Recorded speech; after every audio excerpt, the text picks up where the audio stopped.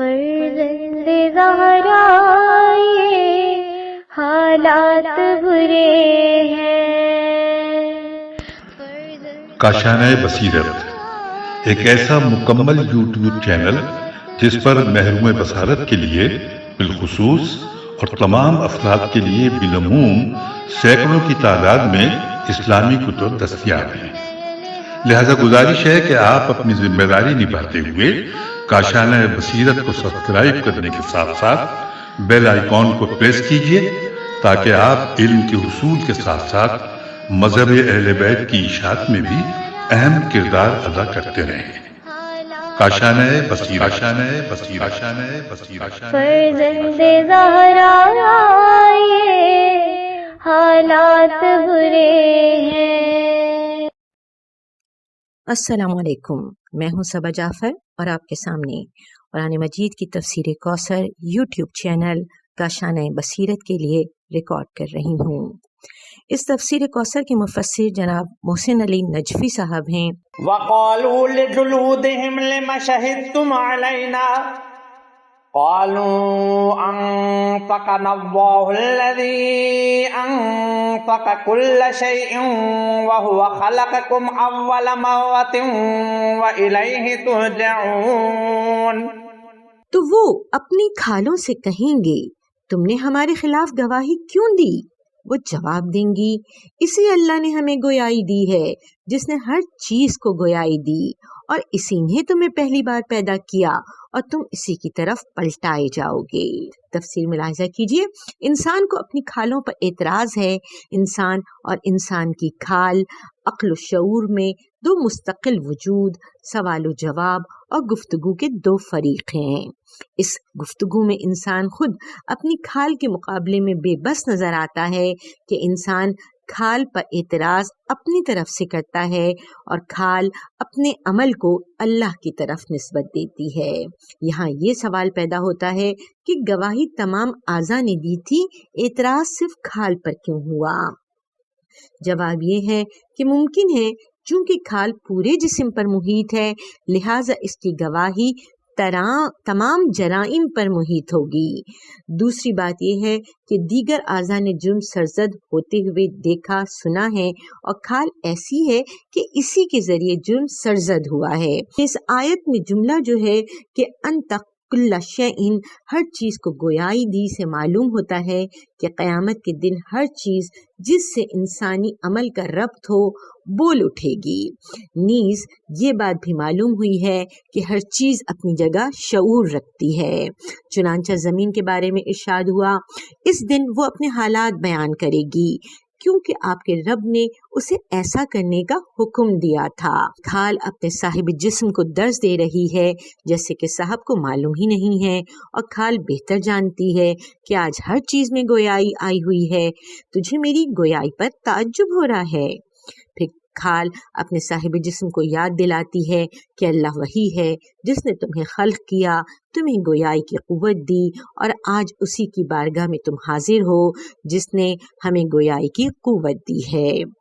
وَمَا كُنتُمْ تَسْتَطِيعُونَ أَن يَشْهَدَ عَلَيْكُمْ سَمْعُكُمْ وَلَا أَبْصَارُكُمْ وَلَا جُلُودُكُمْ وَلَكِنْ ظَنَنْتُمْ أَنَّ اللَّهَ لَا يَعْلَمُ كَثِيرًا مِّمَّا تَعْمَلُونَ۔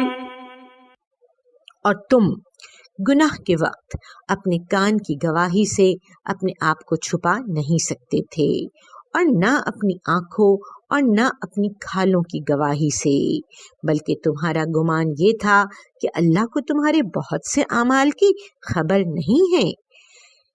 اس آیت کی تفسیر میں ارشاد فرماتے ہیں کہ غافل انسان اس بات کی طرف متوجہ نہیں تھا کہ اس کی ہر حرکت، ہر سو، ہر جانب سے زیر نظر ہے، یعنی جو کچھ وہ کام کر رہا ہے، چھوٹے سے چھوٹا، بڑے سے بڑا، اچھا یا برا، ہر کام کو ہر لمحے ہر طرف سے کوئی دیکھ رہا ہے۔ اول تو خود اللہ تعالیٰ براہ راست اس کی شہرک سے زیادہ قریب ہے، اس کے ہر عمل کی نگرانی کر رہا ہے، پھر زمین کی نظر بھی اس کی ہر حرکت پر جمی ہوئی ہے، اور خود اس کے وجود کے ساتھ سیار گواہ یعنی کان، آنکھ، ہاتھ، پاؤں، کھال اس کے تعاقب میں ہیں، اور دیگر گواہان بھی ہیں۔ وَإِنَّ عَلَيْكُمْ لَحَافِظِينَ کِرَامًا کاتبین یعلمون ما تفعلون، جبکہ تم پر نگران مقرر ہیں ایسے معزز لکھنے والے جو تمہارے اعمال کو جانتے ہیں۔ وَذَلِكُمْ ظَنُّكُمُ الَّذِي ظَنَنْتُمْ بِرَبِّكُمْ أَرْدَاكُمْ فَأَصْبَحْتُمْ مِنَ الْخَاسِرِينَ۔ اور یہ تمہارا گمان تھا جو گمان تم اپنے پروردگار کے بارے میں رکھتے تھے، اسی نے تمہیں ہلاک کر دیا اور تم خسارہ اٹھانے والوں میں ہو گئے۔ تشریح ہلاکت میں ڈال دینے کے معنوں میں ہے یہ لفظ ردی۔ اس کی تفسیر بیان کرتے ہیں مفسر فرماتے ہیں کہ تمہارے اس گمان نے تمہیں آج کی ہلاکت سے دوچار کیا کہ اللہ تمہارے اعمال سے بے خبر ہے۔ اگر اس بات پر تمہارا عقیدہ ہوتا کہ اللہ ہمارے ہر عمل سے آگاہ ہے اور موت کے بعد کی ایک زندگی ہے اور وہاں ان اعمال کا حساب دینا ہے تو تم اس ہلاکت سے دوچار نہ ہوتے۔ امام جعفر صادق علیہ السلام سے روایت ہے، آپ علیہ السلام نے ارشاد فرمایا، مومن کو چاہیے کہ اس طرح اللہ کا خوف رکھے جیسے وہ آتش کے دہانے پر ہے، اور اس طرح امید رکھے کہ گویا وہ اہل جنت میں سے ہے۔ پھر اس آیت کی تلاوت فرمائی اور فرمایا، اللہ اپنے بندے کے گمان کے مطابق ہے، اچھا گمان ہوگا تو اچھا برتاؤ ہوگا اور برا گمان ہو تو برا برتاؤ ہوگا۔ فَإِن يَصْبِرُوا فَالنَّارُ مَثْوًى لَهُمْ وَإِن يَسْتَعْتِبُوا فَمَا هُمْ مِنَ الْمُعْتَبِينَ۔ پس اگر وہ صبر کریں تو بھی ان کا ٹھکانہ آتش ہے، اور اگر وہ معذرت کریں تو ان کا عذر قبول نہیں کیا جائے گا۔ مفسر ارشاد فرماتے ہیں کہ مجرمین قیامت کے دن مسلوب الاختیار ہوں گے۔ اپنی خود مختاری کے دنوں میں سرکشی کے بعد قیامت کے دن وہ صبر کرتے ہیں تو جہنم ان کا ٹھکانہ ہے، اور اگر وہ معذرت کرتے ہیں تو بھی ان کی معذرت قبول نہ ہوگی۔ اب اس میں جھلس جاؤ، پھر صبر کرو یا صبر نہ کرو تمہارے لیے یکساں ہیں۔ وَقَيَّضْنَا لَهُمْ قُرَنَاءَ فَزَيَّنُوا لَهُم مَّا بَيْنَ أَيْدِيهِمْ وَمَا خَلْفَهُمْ وَحَقَّ عَلَيْهِمُ الْقَوْلُ فِي أُمَمٍ قَدْ خَلَتْ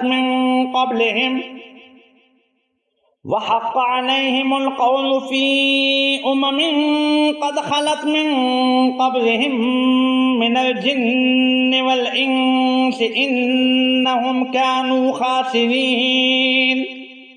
اور ہم نے ان کے ساتھ ایسے ہم نشین لگا دیے تھے جو انہیں ان کے اگلے اور پچھلے اعمال کو خوشنما بنا کر دکھاتے تھے، اور ان پر بھی وہی فیصلہ حتمی ہو گیا جو ان سے پہلے جنوں اور انسانوں کی امتوں پر لازم ہو چکا تھا، وہ یقیناً خسارے میں تھے۔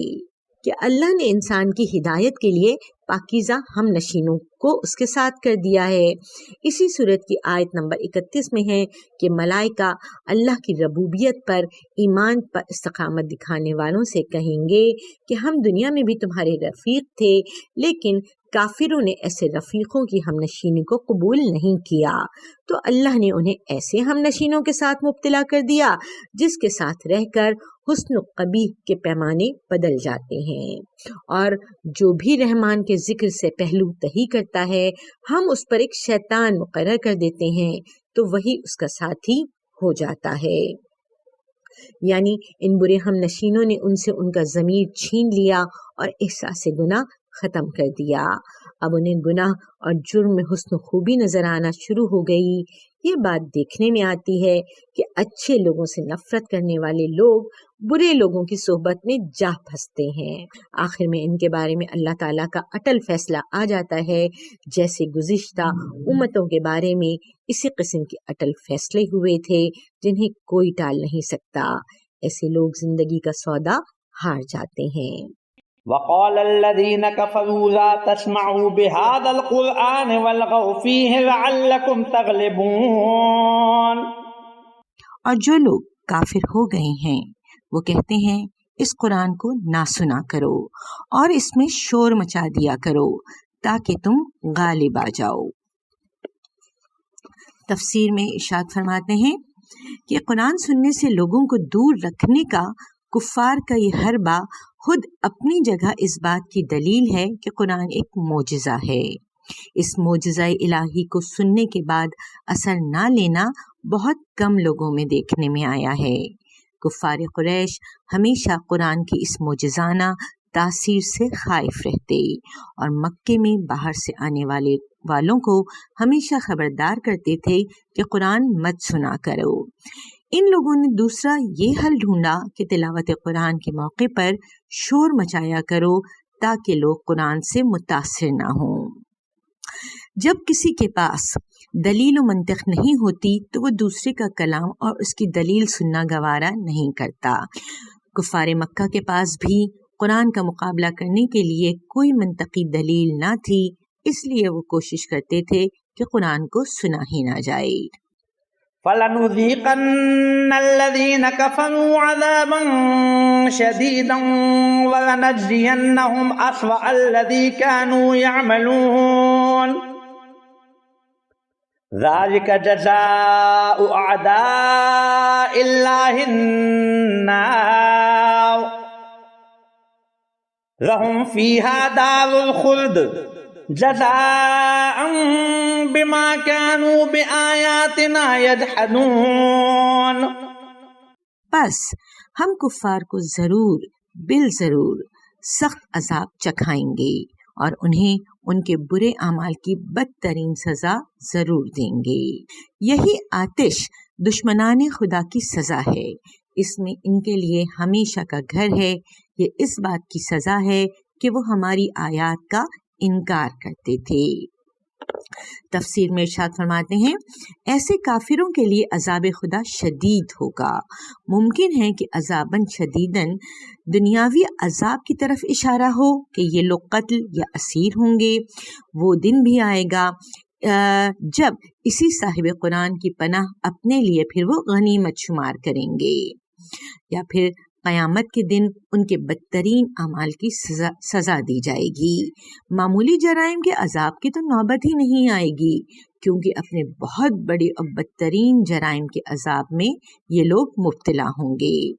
اللہ تعالیٰ کے ساتھ محاذ آرائی کرنے والے دشمنان خدا کی سزا دائمی جہنم کے علاوہ اور کیا ہو سکتی ہے. وقال الذين كفروا ربنا أرنا الذين أضلانا من الجن والإنس ونجعلهما تحت أقدامنا ليكونا من الأسفلين.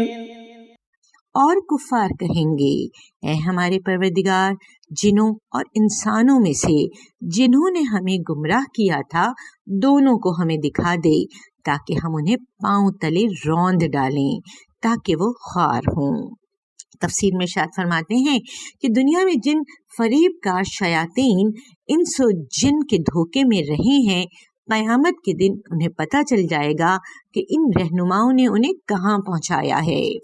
ہمارے بعض معاصر لوگ سن 2009 میں اپنے سادہ معتقدین کو خودکش حملوں کے ذریعے بے گناہ مسلمانوں کے ناحق خون میں اپنے ہاتھ رنگین کرنے پر آمادہ کرتے تھے. حتیٰ کہ حرمت کے مہینوں کا احترام کے بھی یہ لوگ قائل نہیں، جن کی حرمت کا لحاظ مشرکین بھی کرتے تھے. ان الذين قالوا ربنا الله ثم استقاموا تتنزل عليهم الملائكة ألا تخافوا ولا تحزنوا وأبشروا بالجنة التي كنتم توعدون. جو کہتے ہیں ہمارا پروردگار اللہ ہے، پھر ثابت قدم رہتے ہیں، ان پر فرشتے نازل ہوتے ہیں اور ان سے کہتے ہیں نہ خوف کرو نہ غم کرو اور اس جنت کی خوشی مناؤ جس کا تم سے وعدہ کیا گیا تھا. اس کی تفسیر میں ارشاد فرمایا جا رہا ہے کہ جن لوگوں نے اللہ کو اپنا رب تسلیم کر لینے کے بعد اس پر استقامت دکھائی، ان کے لیے چند ایک خصوصیات حاصل ہوں گی۔ استقامت کیا ہے؟ اس سلسلے میں چند روایات موجود ہیں۔ مروی ہے کہ حضرت علی علیہ السلام نے ایک خطبے میں ارشاد فرمایا، اب تمہارا قول تو یہ ہے کہ ہمارا پروردگار اللہ ہے، تو اب اس کی کتاب اور اس کی شریعت کی راہ اور اس کی عبادت کے نیک طریقے پر جمے رہو، اور پھر اس سے نکل نہ بھاگو اور نہ اس میں بدعتیں پیدا کرو اور نہ اس کے خلاف چلو۔ دراصل اس آیت میں تا دم مرگ ایمان پر قائم رہنے والوں کا ذکر ہے۔ اسی طرح رسول اللہ صلی اللہ علیہ وآلہ وسلم کی ایک حدیث میں آیا ہے، ربنا اللہ، بہت سے لوگوں نے کہا ہمارا رب اللہ ہے، پھر اکثر کافر ہو گئے۔ اللہ کی ربوبیت کا مطلب نفی شرک ہے۔ نفی شرک کا مطلب تکوینی اور تشریع میں اللہ کی اقتدار اعلیٰ کو تسلیم کرنا ہے۔ استقامت کی شرط سے مرتد، بدعتی اور منافق خارج ہو جاتے ہیں۔ ساتھ ہی وہ لوگ بھی نکل گئے جنہیں حدیث کے مطابق رسول اللہ صلی اللہ علیہ وآلہ وسلم کے بعد انحراف اور تبدیلی لانے والے کہا ہے۔ تتنزل علیہم الملائکۃ، ان پر فرشتے نازل ہوتے ہیں۔ روایات میں آیا ہے کہ یہ فرشتے ایسے لوگوں پر حالت نزا میں نازل ہوں گے اور جنت کی بشارت دیں گے، جیسے سورہ نحل کی آیت نمبر 32 میں ارشاد فرمایا ہے پروردگار نے، جن کی روحیں فرشتے پاکیزہ حالت میں قبض کرتے ہیں اور انہیں کہتے ہیں تم پر سلام ہو، اپنے نیک اعمال کی جزا میں جنت میں داخل ہو جاؤ۔ چنانچہ مروی ہے کہ حضرت علی علیہ السلام نے حارث ہمدانی سے فرمایا، اے حارث ہمدانی، جو بھی مرنے والا ہے وہ مجھے دیکھتا ہے، خواہ وہ مومن رہ چکا ہو یا کافر۔ نحن اولیاؤکم فی الحیات الدنیا وفی الآخرہ ولکم فیہا ما تشتہی انفسکم ولکم فیہا ما تدعون۔ ہم دنیا کی زندگی میں بھی تمہارے رفیق تھے اور آخرت میں بھی تمہارے ساتھی ہیں، اور یہاں تمہارے لیے تمہاری من پسند چیزیں موجود ہیں، اور جو چیز تم طلب کرو گے وہ تمہارے لیے اس میں موجود ہوگی۔ تفسیر میں ارشاد فرمایا جا رہا ہے کہ فرشتے ان مومنین سے کہیں گے کہ ہم دنیا میں بھی تمہارے اولیاء تھے۔ اولیاء کا لفظ جو ہے وہ قرنا کے مقابلے میں استعمال ہوا ہے، جن کا کافروں پر تسلط قائم تھا، انہیں قرنا ہم نشین کہا ہے۔ انہوں نے کافروں پر اپنا تسلط جما لیا تھا۔ ان شیاطین نے ان کی سوچ میں تبدیلی پیدا کر کے ان میں اچھے برے کے پیمانے بدل دیے، اور برے جرائم انہیں اچھے لگنے لگے تھے، جبکہ فرشتے اولیاء بن کر اہل ایمان کو راہ راست پر رہنے میں مدد دے رہے تھے اور ہر قسم کے انحراف سے بچا رہے تھے۔ جس طرح کافروں پر قرنا اپنا تسلط جما کر اپنا کام کر رہے تھے، اسی طرح اولیاء اپنی ولایت قائم کر کے مومنین کو حق پر قائم رہنے میں مدد دے رہے تھے۔ جیسے کہ فرمایا کہ ہر شخص کے آگے اور پیچھے یکے بعد دیگرے آنے والے پہرے دار یعنی فرشتے مقرر ہیں، جو حکم خدا اس کی حفاظت کرتے ہیں۔ وفی الآخرت، یعنی کہ جن فرشتوں نے دنیا میں بھی اپنی ولایت قائم رکھی تھی، وہ آخرت میں بھی ان کا ساتھ نہیں چھوڑیں گے۔ آخرت کی مشکلات کو آسان بنانے کے لیے ان کی مدد کر رہے ہوں گے اور جنت میں داخل ہونے تک ان کا ساتھ نہیں چھوڑیں گے۔ اسی طریقے سے جب یہ ارشاد فرمایا کہ وَلَكُمْ فِيهَا مَا تَشْتَهِي انفسکم، یہ فرشتے مومنین کو یہ بشارت دے رہے ہوں گے کہ تمہارے لیے جنت میں وہ ہر چیز میسر ہوگی جس کی تم خواہش کرو گے۔ وَلَكُمْ فِيهَا مَا تَدَّعُونَ، جس چیز کو طلب کرو اسے اس جنت میں موجود پاؤ گے، یعنی جنت میں تمہارے ارادے نافذ ہوں گے۔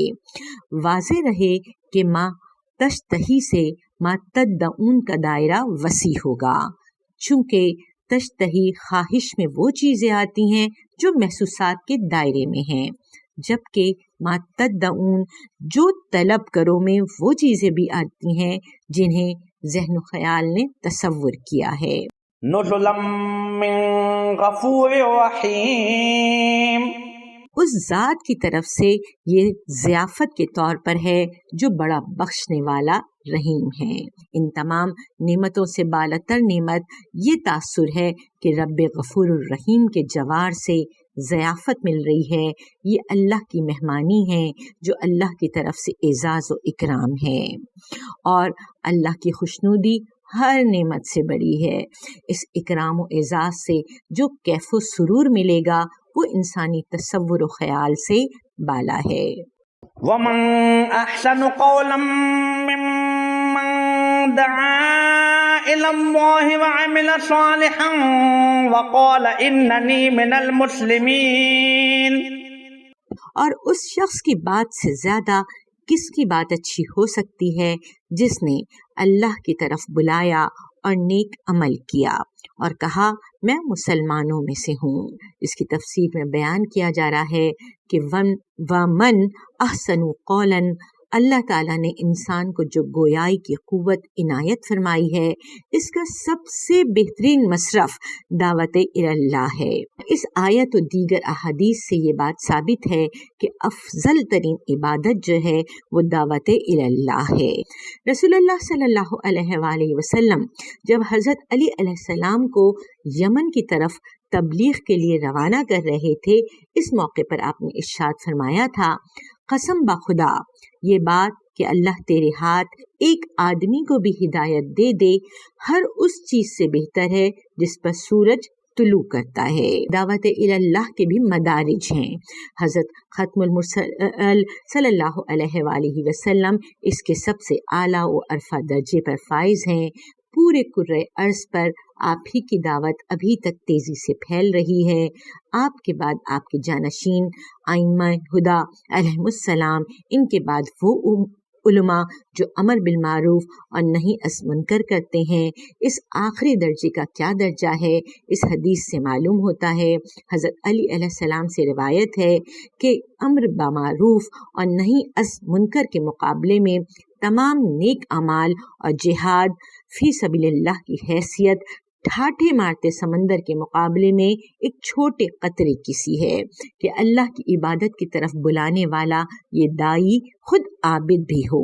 دعوت بلا عمل خود ایک انحراف ہے، اور اللہ کے نزدیک یہ بات سخت ناپسندیدہ ہے کہ تم وہ کہو جو کرتے نہیں ہو۔ لہٰذا اللہ کی طرف دعوت دینے والے کو قولاً و عملاً دائی ہونا چاہیے، ورنہ صرف زبان ہلانے سے دائی نہیں بنتا کہ اپنے کو تسلیم و رضا کی منزل پر فائز کرے یا مسلمانوں کی جماعت میں شمولیت کا اعلان کرے، ورنہ خود تسلیم و رضا کی منزل پر نہ ہو تو اس کی دعوت اپنے عمل سے متصادم ہوگی۔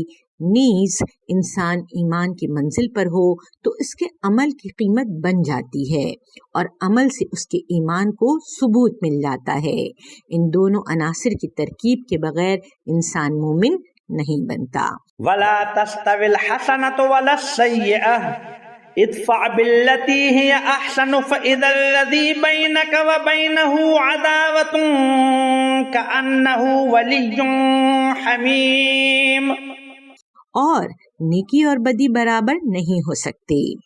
آپ بدی کو بہترین نیکی سے دفع کریں تو آپ دیکھ لیں گے کہ آپ کے ساتھ جس کی عداوت تھی وہ گویا نہایت قریبی دوست بن گیا ہے۔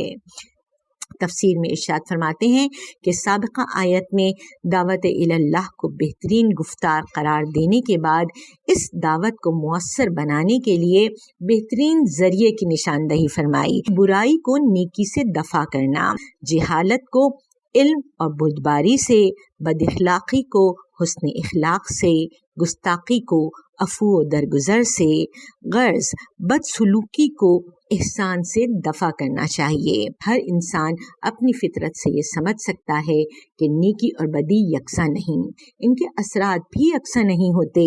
نیکی کا اولین اثر یہ ہوگا کہ تمہارا جانی دشمن جگری دوست بن جائے گا، کیونکہ اخلاق کی مار نہایت کارگر ثابت ہوتی ہے۔ آپ کا دشمن اگر ابتدا میں آپ کے موقف کے ساتھ عناد رکھتا تھا، تاہم وہ بھی انسان ہے، اس کا ضمیر اگر مردہ ہے تو آپ کا اخلاق اس میں روح پھونک سکتا ہے۔ اس نے اگر آپ کے مذہب کے بارے میں غلیظ الفاظ استعمال کیے ہیں تو آپ کا مہذب اور احترام آدمیت پر مبنی رد عمل اس غلاظت میں پھول اگا سکتا ہے۔ چنانچہ رسول اللہ صلی اللہ علیہ وآلہ وسلم اور ائمہ اہل بیت علیہ السلام کی سیرت میں اس بات کے بہت سے شواہد ملتے ہیں۔ البتہ بعض انسان نما درندہ صفت لوگ بھی ہوتے ہیں جس کے دل پر کسی بھی اخلاق حسنہ سے اثر پذیر نہیں ہوتے ان کے دل۔ چنانچہ فتح مکہ کے موقع پر عمر بھر اسلام سے لڑنے والوں پر رسول کریم صلی اللہ علیہ وآلہ وسلم کا خلق عظیم کارگر ثابت نہیں ہوا، حالانکہ انہیں توقع سے بہت زیادہ مراعات دی گئی تھی۔ وما يلقاها إلا الذين صبروا وما يلقاها إلا ذو حظ عظيم۔ اور یہ خصلت صرف صبر کرنے والوں کو ملتی ہے، اور یہ صفت صرف انہیں ملتی ہے جو بڑے نصیب والے ہیں۔ تفسیر میں ارشاد فرمایا جاتا ہے کہ برائی کے مقابلے میں احسان کرنا ہر شخص کے بس کا روگ نہیں ہے۔ یہ کام وہی شخص کر سکتا ہے جسے اپنے نفس پر پورا کنٹرول ہو اور جو صبر و حوصلے کے اعلیٰ مقام پر فائز ہو۔ کمال انسانی میں بڑے نصیب والے ہی ایسا کر سکتے ہیں۔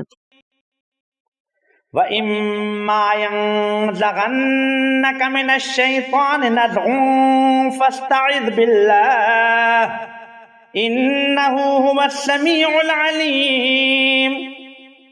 اور اگر آپ شیطان کی طرف سے کوئی وسوسہ محسوس کریں تو اللہ کی پناہ مانگیں، وہ یقیناً خوب سننے والا جاننے والا ہے۔ تفسیر میں بیان کرتے ہیں کوئی کمینگی کا مظاہرہ کرے تو اس صورت میں مد مقابل کو اکسانے کا شیطان کو ایک سنہرا موقع ملتا ہے۔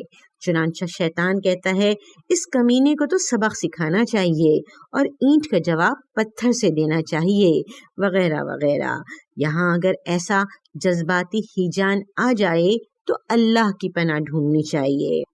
یہ اللہ ہی ہے جو انسان کو شیطان کی اشتعال انگیزی سے محفوظ رکھ سکتا ہے۔ اس آیت میں اگرچہ خطاب رسول اللہ سے ہے لیکن سمجھانا دوسروں کو مقصود ہے، جیسا کہ ائمہ علیہ السلام کی احادیث میں بھی آیا ہے۔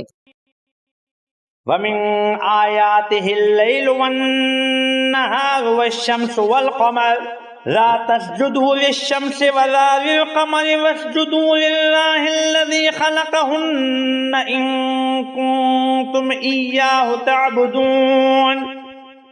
اور رات اور دن اور سورج اور چاند اس کی نشانیوں میں سے ہیں، تم نہ تو سورج کو سجدہ کرو اور نہ ہی چاند کو، بلکہ اللہ کو سجدہ کرو جس نے ان سب کو پیدا کیا ہے، اگر تم صرف اللہ کی بندگی کرتے ہو۔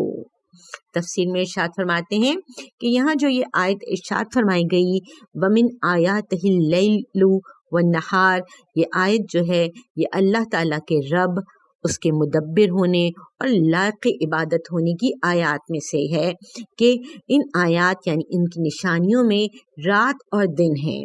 ان دونوں کی گردش سے روئے زمین حیات کے لیے آمادہ ہوئی۔ یکور اللیل علی النہار ویکور النہار علی اللیل، اور وہی رات کو دن پر لپیٹتا ہے اور دن کو رات پر لپیٹتا ہے۔ اس میں کوئی شک نہیں کہ سوائے پروردگار عالم کے، سوائے اللہ تعالیٰ کی ذات کے، کسی کے اندر اتنی تاب، اتنی مجال، اتنی طاقت نہیں کہ وہ رات کے اوپر دن کو لپیٹ دے اور دن کے اوپر پھر رات کو لپیٹ دے۔ والشمس والقمر، سورج بھی اللہ تعالیٰ کے واحد معبود ہونے کی آیت ہے، چونکہ سورج سرچشمہ حیات ہے۔ سورج کی روشنی سے لے کر زمین کے اوپر پڑنے والی اس کی شعاؤں سے جو حیات جاری ہے، یہ پورا ایک سائیکل ہے۔ کس طرح سے سورج کی شعائیں جو ہیں وہ سمندر پہ پڑتی ہیں اور سمندر کے پانی کو آبی بخارات میں پروردگار عالم تبدیل کرتا ہے، یہی آبی بخارات بادل بن کے جمع ہوتے ہیں اور پھر اللہ کے حکم سے بارش ہوتی ہے۔ جب بارش کے قطرے زمین پر پڑتے ہیں تو زمین لہلہانے لگتی ہے، زمین کے اندر بویا ہوا بیج جو ہے وہ تناور درخت بن جاتا ہے، اور یہیں سے حیات شروع ہوتی ہے چرند پرند کے لیے، انسانوں کے لیے، تمام جاندار اشیاء کے لیے۔ دوسری آیات میں فرمایا ہے کہ اللہ نے سورج کو تمہارے لیے مسخر کیا ہے۔ اسی سے ثابت ہوتا ہے کہ اللہ ہی کے ہاتھ میں تدبیر کائنات ہے، لہٰذا اللہ ہی رب ہے، بس اللہ ہی کی بندگی ہونی چاہیے۔ اگرچہ عربوں میں ستارہ پرستی نہیں تھی، تاہم عرب کے رہنے والوں کے قرب و جوار میں شرک کی ایک صورت جو تھی وہ ستارہ پرستی بھی تھی، لہٰذا اذہان کو ہر قسم کے شرک سے دور رکھنے کے لیے فرمایا اللہ نے کہ سورج چاند کے لیے سجدہ نہ کرو، بلکہ سجدہ اس ذات کے لیے کرو جو لائق سجدہ ہے، جس نے ان چیزوں کو خلق کیا۔ سجدہ خالق کے لیے ہوتا ہے، لہٰذا تم صرف شمس و قمر کے لیے کہ خالق کے لیے تم سجدہ کرو اور سورج اور شمس کے لیے سجدہ نہ کرو۔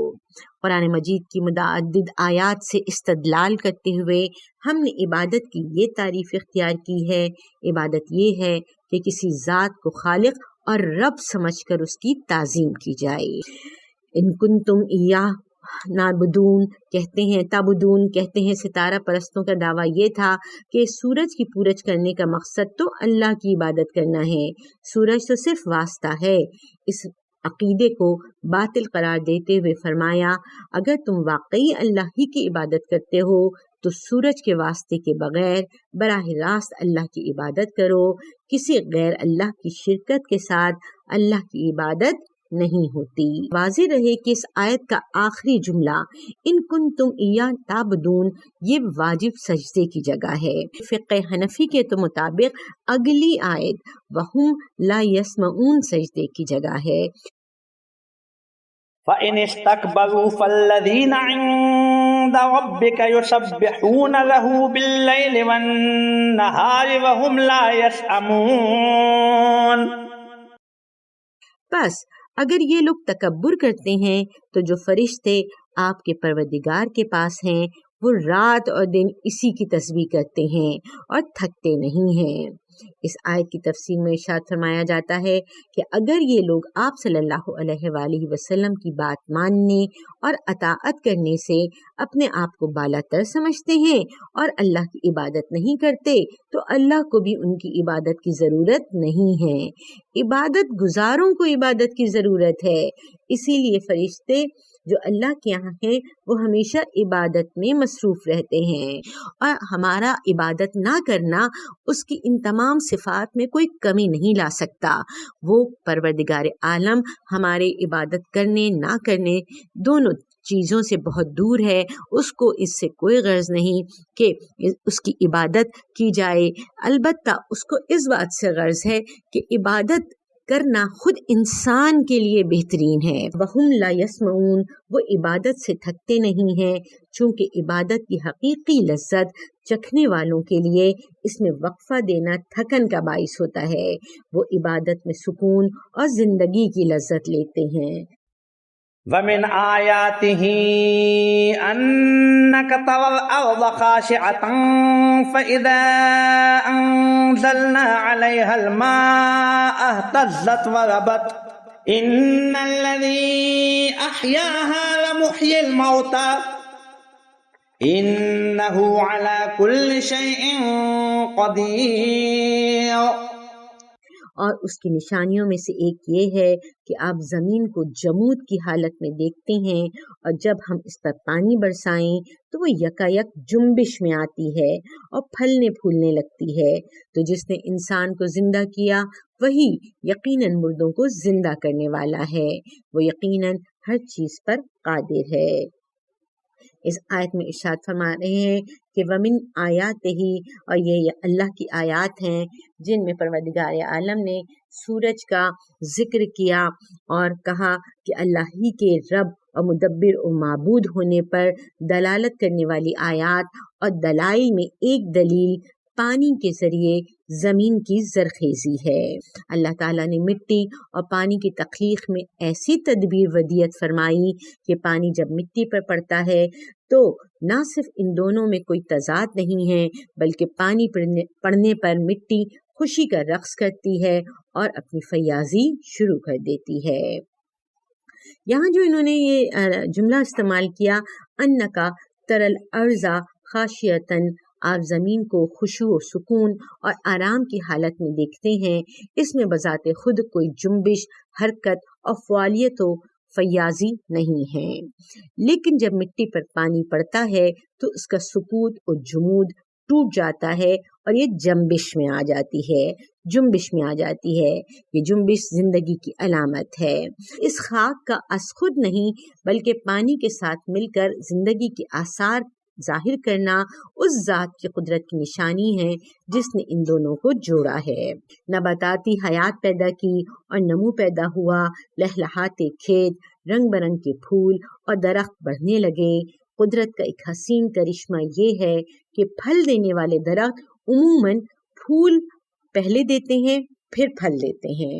پھول دے کر جمالیاتی بھوک کو دور کرتا ہے پروردگار اور انسان میں مسرت اور سرور لاتا ہے اور مقدر طبیعتوں کو بہلاتا ہے، پھر دسترخوان بچھتا ہے اور مختلف لذتوں کے پھل دیتے ہیں۔ ان الذی احیاھا لمحیی الموتیٰ، جس نے اس خاموش زمین میں پانی کے ذریعے جنبش پیدا کی اور اس مردہ زمین کو زندہ کیا، وہ مردہ انسانوں کو بھی زندہ کر سکتا ہے۔ وہ پروردگار عالم جو خاموش زمین میں پانی کے ذریعے جنبش پیدا کر سکتا ہے اور مردہ زمین کو زندہ کر سکتا ہے، وہ یقیناً مردہ انسانوں کو بھی زندہ کر سکتا ہے۔ مردوں کو زندہ کرنے کا عمل تو انسان روز مشاہدہ کرتا ہے، لیکن اسے روز کا معمول سمجھ کر اس پر توجہ نہیں دیتا، نہ اس میں غور و فکر کرتا ہے، ورنہ یہ ایک عجیب معجزہ ہے۔ ان الذين يلحدون في آياتنا لا يخفون علينا افمن يلقى النار خير ام من يأتي آمنا يوم القيامة اعملوا ما شئتم انه بما تعملون بصير۔ جو لوگ ہماری آیات میں ہیرا پھیری کرتے ہیں وہ ہم سے پوشیدہ نہیں ہیں۔ کیا وہ شخص جو جہنم میں ڈالا جائے بہتر ہے یا وہ جو قیامت کے دن امن کے ساتھ حاضر ہوگا؟ تم جو چاہو کرتے رہو، جو کچھ تم کرتے ہو اللہ اسے یقیناً دیکھنے والا ہے۔ یہاں پہ ارشاد فرمایا جاتا ہے کہ وہ لوگ جو ہماری آیات میں ہیرا پھیری کرتے ہیں وہ ہم سے پوشیدہ نہیں ہیں۔ کیا وہ شخص جو جہنم میں ڈالا جائے وہ بہتر ہے یا وہ جو قیامت کے دن امن کے ساتھ حاضر ہوگا؟ جو لوگ اللہ تعالیٰ کی ان آیات کا انکار کرتے ہیں جو روز ان کے مشاہدے میں آتی ہیں، وہ آیات قرآنی کے بھی منکر ہوتے ہیں جو انہیں سنائی جاتی ہیں۔ پھر وہ آیات تکوینی کے منکر ہونے کے ساتھ آیات قرآنی کو رسول اللہ صلی اللہ علیہ وآلہ وسلم کی خود ساختہ قرار دیتے ہیں۔ ان کے یہ جرائم اللہ سے پوشیدہ نہیں ہیں۔ پھر سوالیہ انداز میں ان دونوں گروہوں کا انجام بتایا۔ دوسرا گروہ جو ہے وہ امن و سلامتی میں ہوگا۔ اس سے اشارہ ملتا ہے کہ اہل ایمان خاص کر استقامت دکھانے والے قیامت کے دن امن و سلامتی میں ہوں گے۔ آیت کے آخری حصے میں ارشاد اللہ کہتا ہے کہ تم جو چاہے کرو۔ یہ اس صورت کا بیان ہے جس میں اللہ تعالیٰ بندے کو اس کے حال پر چھوڑ دیتا ہے، اور جسے اللہ اس کے حال پر چھوڑ دے اس سے زیادہ بد نصیب کوئی نہیں ہے۔ یہ انتہائی صورت کی بد نصیبی کی خبر ہے، یہ کہنا کہ تم جو چاہو کرو، تمہارے جرائم ہماری نگاہوں کے سامنے ہیں۔ ابن عباس راوی ہیں کہ اس آیت میں افمن یلقی فی النار سے مراد ولید بن مغیرہ لیا گیا ہے، اما من یاتی آمنا یوم القیامہ سے مراد حضرت علی ابن ابی طالب علیہ السلام۔